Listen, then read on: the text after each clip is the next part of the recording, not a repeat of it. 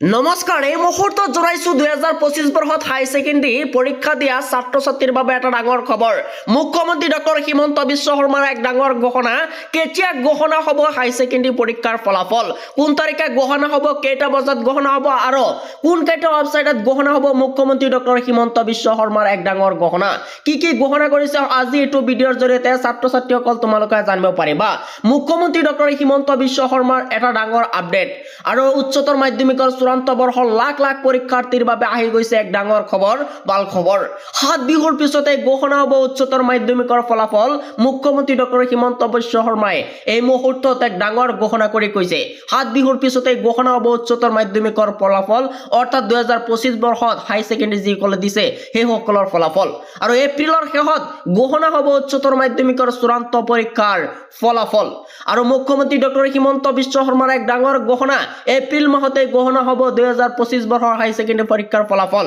উচ্চতৰ মাধ্যমিকৰ চূড়ান্ত বৰ্ষৰ পৰীক্ষাৰ্থী লাখ লাখ পৰীক্ষাৰ্থীৰ বাবে আহিছে এটা ভাল খবৰ হাত বিহুৰ পিছতে ঘোষণা হ'ব